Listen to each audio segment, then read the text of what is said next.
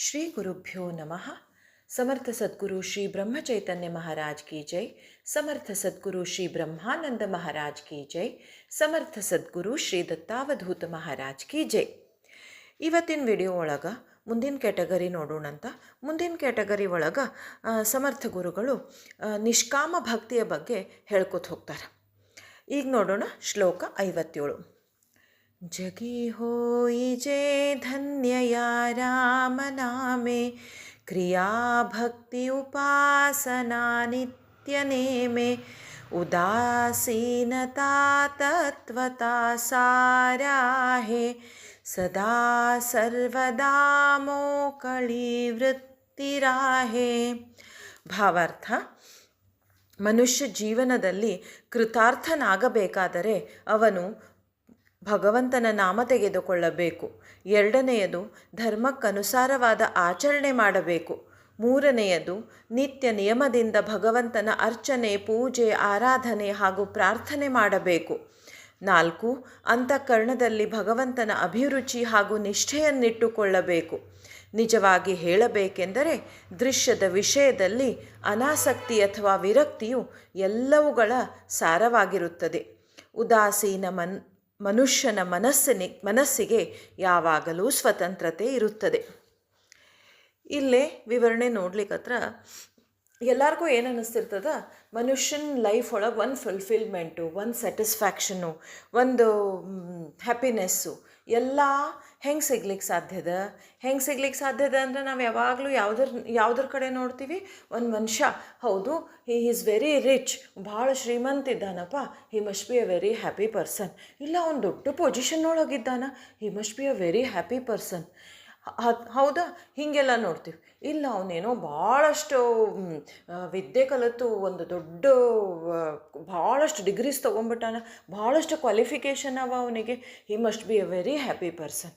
ಹಿಂಗೆ ನಾವು ಎಲ್ಲ ಹೊರಗಿನ ಜಗತ್ತಿನ ಒಳಗಿಂದ ವಿಚಾರ ಹಿಂಗೆ ಮಾಡ್ತೀವಿ, ಇದನ್ನು ಹುಡುಕ್ತೀವಿ.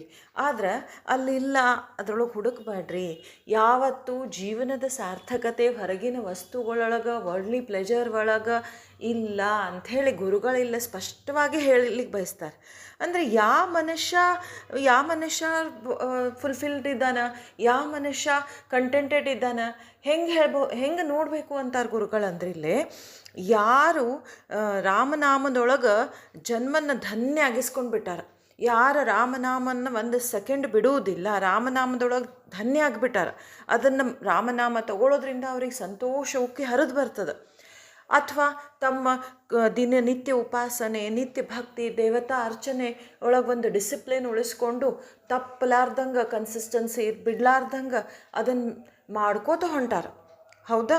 ಆಮೇಲೆ ಇನ್ನೊಂದು ಹೇಳ್ತಾರೆ, ಯಾರು ಹಿಂಗೂ ಹೇಳ್ಬೋದು ಅಂತಂದ್ರೆ, ಯಾರು ಸ್ಪಿರಿಚುವಲ್ ಕಂಟೆಂಟ್ಮೆಂಟ್ ಟುವರ್ಡ್ಸ್ ಜರ್ನಿ ಮಾಡ್ಲಿಕ್ಕತ್ತಾರ, ಹೆಂಗೆ ಇವೆಲ್ಲ ಅಂದ್ರೆ ಅಂತಃಕರಣದೊಳಗೆ, ಮನಸ್ಸೊಳಗೆ ಭಗವಂತಂದು ಒಂದು ತಂದು ನಿಲ್ಲಿಸಿ, ಮೂರ್ತಿಯರೇ ತಂದು ನಿಲ್ಲಿಸಿ, ಮೂರುತಿಯನ್ನು ನಿಲ್ಲಿಸೋ ಮಾಧವ ನಿನ್ನ ಮೂರುತಿಯನ್ನೇ ನಿಲ್ಲಿಸೋ ಅನ್ನೋಂಗೆ ಭಗವಂತನ ಮೂರ್ತಿ ತಮ್ಮ ಮನಸ್ಸೊಳಗೆ ತಂದು ನಿಲ್ಲಿಸ್ಕೊಂಡು ದೃಶ್ಯ ವಸ್ತುಗಳೊಳಗೆ ವೈರಾಗ್ಯ ತೊಗೊಂಡು ಬಂದಾರ, ವರ್ಲ್ಡ್ಲಿ ಪ್ಲೆಜರ್ಸ್ ಒಳಗೆ ವೈರಾಗ್ಯ ತೊಗೊಂಡು ಬಂದಾರ. ಆ ಮನುಷ್ಯನ ಜೀವನ ಸಾರ್ಥಕ ಅಂಥೇಳಿ ಹೇಳ್ತಾರೆ. ಇಲ್ಲಿ ಇನ್ನೊಂದು ವಿಚಾರ ಬರ್ಬೋದು ನಮಗೆ. ಎಷ್ಟೋ ಜನ ದೇಶಕ್ಕಾಗಿ ಹೋರಾಡ್ತಿರ್ತಾರೆ, ಸೈನಿಕರಿರ್ತಾರೆ, ಎಷ್ಟೋ ಜನ ಭಾಳ ಅನಾಥಾಶ್ರಮ ನಡೆಸ್ತಿರ್ತಾರೆ. ಹೌದು, ಅದೆಲ್ಲ ಸರಿ. ಸೇವಾ ಮನೋಭಾವ, ದೇಶಭಕ್ತಿ, ಆಮೇಲೆ ದೈವ ಭಕ್ತಿ ಒಂದೇ ನಾಣ್ಯದ 2 ಮುಖಗಳು ಅಂತ ಹೇಳ್ತಾರೆ ಗುರುಗಳು. ಹೌದಾ? ಇವೆಲ್ಲ ಮನಸ್ಸಿನಾಗ ಇದ್ದಾಗನ ಒಂದು ದೇಶಭಕ್ತಿ ಬರೋದು, ಒಂದು ಸೇವಾ ಮನೋಭಾವ ಬರೋದು. ಯಾಕಂದ್ರೆ ಇವೆಲ್ಲ ಇದ್ದಾಗನ ನಮ್ಮ ಅಂತಃಕರಣ ಸ್ವಚ್ಛ ಹಾಕೋತ ಹೋಗ್ತದೆ, ನಮ್ಮ ಅಂತಃಕರಣ ಶುದ್ಧ ಹಾಕೋತ ಹೋಗ್ತದೆ, ದೈವ ಭಕ್ತಿ ಇದ್ದಾಗನ. ಇಲ್ಲಾಂದ್ರೆ ವರ್ಲ್ಡ್ಲಿ ಪ್ಲೆಜರ್ನಿಂದ ಓಡೋ ಮನಸ್ಸು ಇರ್ತದಲ್ಲ, ಆವಾಗ ಮನಸ್ಸು ಹೆಂಗೆ ಶುದ್ಧ ಆಗ್ಲಿಕ್ಕೆ ಸಾಧ್ಯದ? ಪೊಸಿಷನ್ನು, ದುಡ್ಡು, ಹೌದಾ, ಇದರಿಂದ ಓಡೋ ಮನಸ್ಸು ಹೆಂಗೆ ಶುದ್ಧ ಆಗ್ಲಿಕ್ಕೆ ಸಾಧ್ಯ ಆಗ್ತದೆ? ಅದಕ್ಕೆ ಅದನ್ನೊಂದು ಡಿಸಿಪ್ಲಿನಿಗೆ ತಂದು ಅಲ್ಲಿ ಭಗವಂತನ ಮೂರ್ತಿಯನ್ನು ತಂದು ನಿಲ್ಲಿಸಿ ಭಗವಂತನ ನಾಮವನ್ನು ನಮ್ಮ ನಾಲಿಗೆಗೆ ಹಚ್ಚಿರಿ.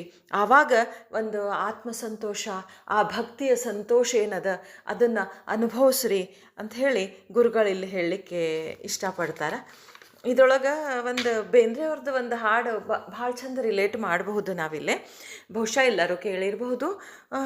ಶ್ರೀ ಗುರುವೆ ಅರುವೆ ಶರಣಾಗಿ ಬರುವೆ, ಕರುಣೆಯನು ಕೋರಿ ಬರುವೆ, ಹೃತ್ ಪ್ರಕೃತಿ ತಂದ ಬಿಡಿ ಹೂಗಳನ್ನು ಶ್ರೀಚರಣ ಕೆರೆಯುತ್ತಿರುವೆ. ಆಂತರ್ಯದೊಂದು ಚೈತನ್ಯ ನಿನ್ನ ಕೈಂಕಾರ್ಯಕರ್ತೃವಾಗಿ, ಕ್ಷೇತ್ರಜ್ಞ ಬರಲಿ ಚೈತೇಶನಾಗಿ, ಮಧುಬೋಧ ಮೋದಮಾಗಿ. ಇಲ್ಲೇ ಬೇಂದ್ರೆಯವರು ಕವಿಗಳು ಗುರುಗಳಿಗೆ ಕೇಳ್ಕೊಳ್ಳಿಕತ್ತಾರ, ನಿನಗೆ ಶರಣಾಗಿ ನಿನಗೆ ಸರೆಂಡರ್ ಆಗಿ ಬರ್ತೀನಿ, ಹೃತ್ ಪ್ರಕೃತಿ ತಂದ ಕಿಡಿ ಹೂಗಳನ್ನು, ನನ್ನ ಮನಸ್ಸಿನಲ್ಲಿ ಇರುವಂಥ ಪ್ರಕೃತಿ ತಂದಂಥ ಸಂತೋಷ ಅನ್ನೋ, ನೀ ಕೊಟ್ಟಂಥ ಸಂತೋಷ ಅನ್ನೋ ಹೂಗಳನ್ನು ನಿನ್ನ ಪಾದಕ್ಕೆ ಎರಿಲಿಕ್ಕೆ ಇಷ್ಟಪಡ್ತೀನಿ ಅಂತ ಹೇಳಿ ಕವಿಗಳು ಹೇಳ್ತಾರೆ. ಇದರ ನುಡಿ ನೋಡೋಣಂತ. ಆಂತರ್ಯದೊಂದು ಚೈತನ್ಯ ನಿನ್ನ ಕೈಂಕಾರ್ಯಕರ್ತವಾಗಿ. ಆಂತರ್ಯದೊಂದು ಚೈತನ್ಯ ಅಂತಂದ್ರೆ ನಮ್ಮ ಒಳಗೆ ಇರುವಂಥ ಲೈಫ್ ಎನರ್ಜಿ. ಯಾವಾಗಲೂ ನಾವು ಕೇಳಿರ್ಬೋದು ಬಹಳ ಸಲ, ಭಗವಂತ ನಮ್ಮ ಹೃದಯದೊಳಗಿದ್ದಾನ ಅಂಥೇಳಿ. God resides inside hour heart ಅಂತ ಹೇಳ್ತಾರೆ. ಆ ಒಂದು ಚೈತನ್ಯ, ಆ ಎನರ್ಜಿ ಏನದ ನಡೆಸ್ಲಿಕ್ಕತ್ತದಲ್ಲ, ಒಳಗಿದ್ದುಕೊಂಡು ಹೊರಗಿದ್ಕೊಂಡು ಜಗತ್ತನ್ನು ನಡೆಸ್ಲಿಕ್ಕತ್ತದ, ಒಳಗಿದ್ದುಕೊಂಡು ನಮ್ಮನ್ನು ನಡೆಸ್ಲಿಕ್ಕತ್ತದ. ಅಲ್ಲೇ ಕ್ಷೇತ್ರಜ್ಞ ಬರಲಿ ಚೈತೇಶನಾಗಿ. ಕ್ಷೇತ್ರಜ್ಞ ಅಂದ್ರೆ ಕೃಷ್ಣ ರೀ. ಕೃಷ್ಣ ಭಗವದ್ಗೀತಾ ಒಳಗೆ ಕೃಷ್ಣಗೆ ಕ್ಷೇತ್ರಜ್ಞ ಅಂತ ಹೆಸರು ಕೊಟ್ಟಾರ. ಅಲ್ಲಿ ಕೃಷ್ಣನ ರೂಪ ಅಂದ್ರೆ ಸಂತೋಷ, ಮನಮೋಹಕ ರೂಪ. ಕೃಷ್ಣನ ಚೇಷ್ಟೆಗಳು ಅಂದ್ರೆ ಸಂತೋಷ. ಅದಕ್ಕೆ ನಾವು ಕೃಷ್ಣನ್ ಯಾವಾಗಲೂ ಬಾಲಕೃಷ್ಣನ್, ಪುಟ್ಟ ಕೃಷ್ಣನ ರೂಪದೊಳಗೆ ಆರಾಧನೆ ಮಾಡ್ತೀವಿ, ಪೂಜಿಸ್ತೀವಿ. ಯಾಕಂದ್ರೆ ಮಕ್ಕಳನ್ನ ಎಲ್ಲರೂ ಪ್ರೀತಿಸ್ತಾರೆ. ಆ ಮುಗ್ಧತೆ, ಇದು ಅಂಥ ಕೃಷ್ಣ ನಿನ್ನ ಮನಸ್ಸಿನೊಳಗೆ, ಅಂತರಂಗದೊಳಗೆ ಬಂದು ಆವಾಗ ನಿನ್ನ ಮನಸ್ಸು ಮಾಗಿ ಅದು ಮಧು ಆಗ್ತದೆ. ಮಧು ಅಂದರೆ ಇಲ್ಲಿ ಹನಿ, ಜೇನುತುಪ್ಪ. ಅಂಥ ಮಧು ಆಗ್ತದೆ ಅಂದ್ರೆ ಅಷ್ಟು ಆತ್ಮ ಸಂತೋಷದಿಂದ ನಿನ್ನ ಮನಸ್ಸು ತುಂಬುತ್ತದೆ. ಅದನ್ನು ಎಕ್ಸ್ಪೀರಿಯನ್ಸು ನೀನು ಮಾಡಬೇಕು ಅಂತ ಹೇಳ್ತಾರೆ ಇಲ್ಲಿ ಗುರುಗಳು. ಈಗ ನೋಡೋಣ ಶ್ಲೋಕ 58. नको वासना विषयीवृत्तिरूपे पदार्थी जडे कामना पूर्वपापे, सदा रामनिष्कामचिन्तितजावा, मना कल्पनालेशतो हीन सावा. ಭಾವಾರ್ಥ: ಹೇ ಮನಸ್ಸೇ, ದೃಶ್ಯ ವಸ್ತುಗಳಲ್ಲಿ ವೃತ್ತಿ ರೂಪದಿಂದ ವಾಸನೆಯನ್ನು ತೊಡಗಿಸಿ ಇಡಬೇಡ. ಇದರಿಂದಲೇ ಪೂರ್ವ ಪಾಪದಿಂದಾಗಿ ದೃಶ್ಯಗಳಲ್ಲಿ ಕಾಮನೆ ಅಂಟಿಕೊಳ್ಳುತ್ತದೆ. ಆದ್ದರಿಂದ ನಿರಂತರವಾಗಿ ಭಗವಂತನ ನಿಷ್ಕಾಮ ಚಿಂತನೆ ಮಾಡಬೇಕು. ಅಲ್ಲದೆ ಮನಸ್ಸಿನಲ್ಲಿ ಕಲ್ಪನೆಯ ಲವಲೇಶವೂ ಇರಬಾರದು. ಇದ್ರದ್ದು ವಿವರಣೆ ನೋಡೋಕ್ಕಿಂತ ಮುಂಚೆ ಹಂಗೆ ಎಲ್ಲೋ ಕೇಳಿದ್ದ ಒಂದು ಸಣ್ಣ ಕಥೆ ನೆನಪು ಬರ್ತದೆ. ಬುದ್ಧಗೆ ಬಹಳಷ್ಟು ಮಂದಿ ಶಿಷ್ಯರಿದ್ರಂತ. ಅದರೊಳಗೆ ಕೆಲವೊಬ್ರು ಭಾಳ ಪ್ರಾಪಂಚಿಕ ಇರ್ತಿದ್ರಂತ್ರಿ. ಭಾಳ ಪ್ರಾಪಂಚಿಕ ಅಂದ್ರೆ ಭಾಳ ಪ್ರಾಪಂಚಿಕ. ಸತತ ಪ್ರಪಂಚದ ಒಳ್ಳೆ ಪ್ಲೆಜರ್ಸಿಂದ ಹೋಗೋದು, ದೃಶ್ಯ ವಸ್ತುಗಳ ಹಿಂದೆ ಹೋಗೋದು. ನನ್ನ ಸಂಸಾರ, ನನ್ನ ದುಡ್ಡು, ನನ್ನ ಮನೆ, ನನ್ನ ಆಸೆ, ಸ್ಟ್ರಾಂಗ್ ಡಿಸೈರ್ಸನ್ನು ಮನಸ್ಸಿನ ತುಂಬ ತುಂಬಿಕೊಂಡು ಬದುಕಲಿಕ್ಕತ್ತವರು. ಅಂಥವ್ರು ಬಂದ ತಕ್ಷಣ ಬುದ್ಧ ಅವ್ರನ್ನ ಚೇಂಜ್ ಮಾಡಲಿಕ್ಕೆ ಎಷ್ಟೋ ಸಲ ಉಪದೇಶ ಕೊಡ್ತಿದ್ದ, ಏನೋ ಮಾಡ್ತಿದ್ದ. ಕಡೀಕ್ ಒಂದು ಫೈನಲ್ ಆಗಿ ಒಂದು ಟ್ರಿಕ್ ಉಪಯೋಗಿಸ್ತಿದ್ನಂತ ಬುದ್ಧ. ಅದೇನಂದ್ರೆ ಅವ್ರನ್ನ ತಮ್ಮ ಹಿಂದಿನ ಜನ್ಮಕ್ಕೆ ತೊಗೊಂಡು ಹೋಗ್ತಿದ್ನಂತ. ಹಿಂದಿನ ಜನ್ಮದೊಳಗೆ, ಹಿಂದಿನ 500 ಜನ್ಮ ತನಕ ಅವ್ರಿಗೆ ನೆನಪು ಮಾಡಿಸ್ಕೊಡ್ತಿದ್ನಂತ. ಎಷ್ಟು ಜನ್ಮದಿಂದ ಅವರು ಬರೀ ಇದೇ ಮಾಡ್ಯಾರಂತ.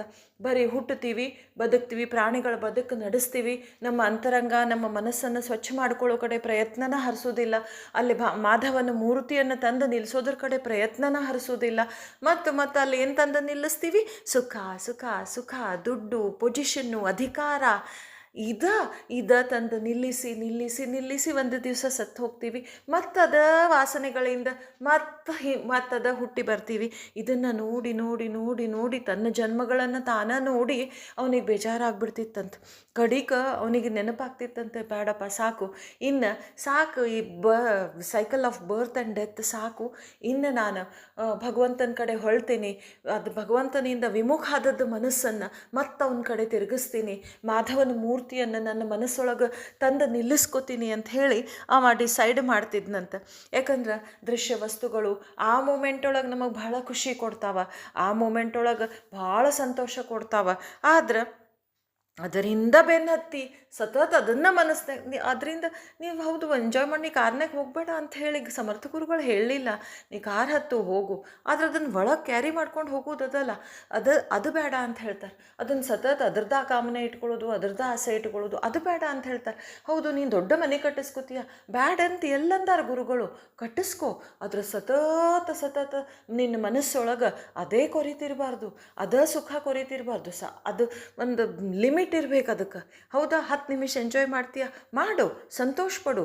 ಟ್ರಿಪ್ಪಿಗೆ ಹೋಗ್ತೀಯ, ಏನು ಹೌದಪ್ಪ ನನಗೆ ರಸಗುಲ್ಲ ಅಂದ್ರೆ ಭಾಳ ಇಷ್ಟ, ನಾನು ತಿಂತೀಯ, ಬ್ಯಾಡ್ ಅಂತ ಹೇಳಲಿಕ್ಕತ್ತಿಲ್ಲ ಗುರುಗಳು, ತಿನ್ನು, ಆದರೆ ಸತತ ತಿನ್ನೋದ್ರ ಕಡೆನ ಧ್ಯಾಸ, ಸತತ ಸುಖದ ಕಡೆನ ಲಕ್ಷ್ಯ, ಸತತ ವಸ್ತುಗಳ ಕಡೆನ ಲಕ್ಷ್ಯ.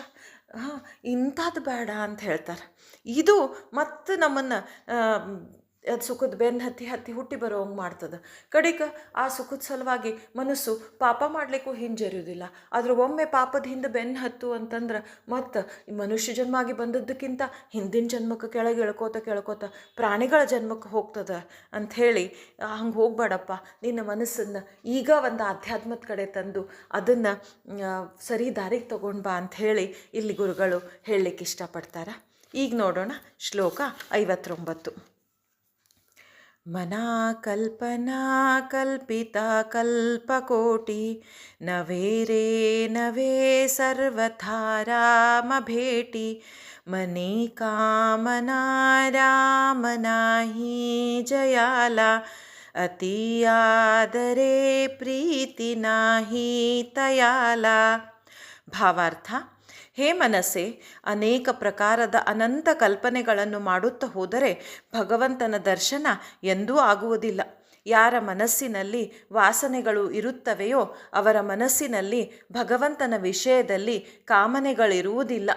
ಭಗವಂತನ ಬಗ್ಗೆ ಕಾಮನೆ ಇಲ್ಲದಿದ್ದರೆ ಅವನ ಮೇಲೆ ನಿಷ್ಠಾಯುಕ್ತ ಪ್ರೇಮ ಉಂಟಾಗುವುದಿಲ್ಲ. ಇಲ್ಲೇ ಏನು ಹೇಳಲಿಕ್ಕತ್ತಾರಂದ್ರೆ, ಎಷ್ಟು ಚಂದ ನಮ್ಮ ಮನಸ್ಸನ್ನು ನಾವು ತಿಳ್ಕೊಳ್ಳೋಕ್ಕಿಂತ ಜಾಸ್ತಿ ಶ್ರೀ ಸಮರ್ಥ ಗುರುಗಳು ತಿಳ್ಕೊಂಡಾರಂದ್ರೆ, ಹೌದಪ್ಪ ಇವ್ಯಾವೂ ಇಲ್ಲ, ದುಡ್ಡಿನಿಂದ ಬೆನ್ನು ಹತ್ತಿ ಹೋಗ್ಲಿಗತ್ತಿಲ್ಲ, ಹೌದಾ ಪೊಸಿಷನಿಂದ ಬೆನ್ನು ಹತ್ತಿ ಹೋಗ್ಲಿಗತ್ತಿಲ್ಲ, ಏನೋ ಅತೀ ಪರಿ ಹೆಂಡತಿ ಮೋಹ ಮಕ್ಕಳ ಮೋಹದಿಂದ ಬೆನ್ನು ಹತ್ಲಿಕ್ಕೆ ಹೋಗ್ಲಿಗತ್ತಿಲ್ಲ. ಅದೆಲ್ಲ ಬಿಟ್ಟರೆ ಮನಸ್ಸು ಏನು ಮಾಡ್ತಿರ್ತದಂತ್ರಿ, ಏನೋ ಒಂದು ಕಲ್ಪನೆ ಮಾಡ್ಕೋತ ಅಲ್ಲೇ ಒಂದು ಮಂದಣೆ, ನನಗಲ್ಲಿ ಅದು ಒಂದು ಸಿಗಬೇಕು, 4 ಮಾತು ನಾ ಹಾಡೋ ಮಾತಿಗೆ 4 ಜನ ಹೌದು ನೀವೆಷ್ಟು ಶಾಣೆ ಅನ್ಬೇಕು, ಏನೋ ಒಂದು ಕಲ್ಪನೆ ಮಾಡ್ಕೋತ ಆ ಕಲ್ಪನೆ ಒಳಗೆ ಕಳೆದು ಹೋಗ್ತಿರ್ತದಂತ. ಬೇಡ ಅಂತಾರೆ ಗುರುಗಳು, ಬೇಡ. ಯಾವ ಕಲ್ಪನೆ ಮಾಡ್ಕೋತ ನೀ ಕಳೆದು ಹೋದಿ ಅಂತಂದ್ರೆ ಅಲ್ಲಿ ರಾಮನ ಭೇಟಿನೇ ಇಲ್ಲ, ಅಲ್ಲಿ ಜಯ ಅನ್ನೋದೇ ಇಲ್ಲ. ಬೇಡ ಅಂತ ಹೇಳ್ತಾರೆ. ಅದು ಎಂಡ್ಲೆಸ್. ಅದು ಮತ್ತು ಸುಖದ ಕಲ್ಪನೆ ಅದರೊಳಗಿದ್ಕೋತ ಹೋಗ್ಬಿಟ್ರೆ ಮನುಷ್ಯ ಜನ್ಮ ಸಿಕ್ಕದ್ದೂ ಸಾರ್ಥಕ ಅಲ್ಲ. ಹೌದಾ, ಎಷ್ಟೋ ಏಸು ಕಾಯಂಗಳ ಕಳೆದು 84 ಲಕ್ಷ ಜೀವರಾಶಿಯನ್ನು ದಾಟಿ ಬಂದ ಈ ಶರೀರ, ಇದನ್ನೆಲ್ಲ 84 ಲಕ್ಷ ಜೀವರಾಶಿಯನ್ನು ದಾಟಿ ಈ ಶರೀರ ಸಿಕ್ಕೋದು ಹುಚ್ಚ ನಿನಗೆ?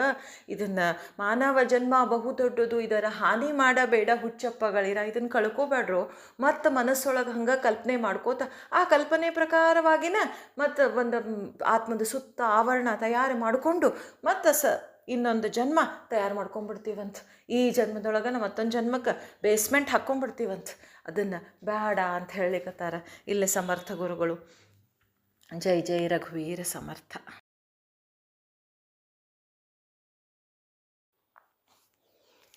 ಇಲ್ಲೇ ಒಂದು ಚಂದನ DVG ಅವ್ರದ್ದು ಕಗ್ಗ ನೆನಪಾಗ್ಲಿಕ್ಕತ್ತದ, ಹೇಳಲಿಕ್ಕೆ ಇಷ್ಟಪಡ್ತೀನಿ. ಮುಕ್ತಿ ಎಂಬುದು ಮನದ ಸಂಸ್ಥಿತಿಯೇ ಬೇರಿಲ್ಲ, ರಕ್ತಿ ವಿಪರೀತವಾಗದಿರೆ ಮುಕ್ತಿ, ಯುಕ್ತಿಯಂ ಕರಣ ಚೇಷ್ಟಿತವ ತಿತ್ತುತಿಹ ಶಕ್ತಿವಂತನೆ ಮುಕ್ತ ಮಂಕುತಿಮ್ಮ ಮಂಕುತಿಮ್ಮ. ಇಲ್ಲೇ ಡಿ ವಿ ಜಿಯವ್ರು ಹೇಳ್ತಾರೆ, ಮುಕ್ತಿ ಅನ್ನೋದು ಮನದ ಸಮನಾದ ಸ್ಥಿತಿ, ಒಂದು ಸಮಾಧಾನಕರ ಮನಸ್ಸು, ಧೈರ್ಯವಂತ ಮನಸ್ಸು, ವಿವೇಕಿಯಾದ ಮನಸ್ಸು, ಅದನ್ನು ಮುಕ್ತಿ ಅನ್ನೋದು. ರಕ್ತಿ ವಿಪರೀತವಾಗದಿರೇ ಮುಕ್ತಿ. ರಕ್ತಿ ಅಂದರೆ ಆಸೆಗಳು, ವರ್ಲ್ಡ್ಲಿ ಪ್ಲೆಜರ್ ಹಿಂದೆ ಬೆನ್ನು ಹತ್ತುವಂಥ ಸ್ಟ್ರಾಂಗ್ ಡಿಸೈರ್ಸು, ಅವು ವಿಪರೀತ ಆಗಲಿಲ್ಲ, ಬ್ಯಾಲೆನ್ಸ್ಡ್ ಮೈಂಡ್ ಇತ್ತು, ಅದಕ್ಕೆ ಮುಕ್ತಿ ಅನ್ನೋದು. ಅದನ್ನು ಯುಕ್ತಿಂಕರಣ ಚೇಷ್ಟಿತವ ತಿದ್ದುತಿಹ.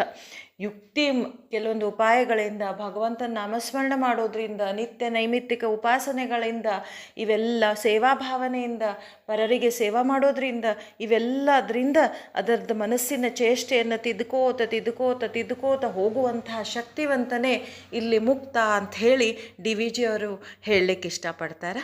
ಜೈ ಜೈ ರಘುವೀರ ಸಮರ್ಥ.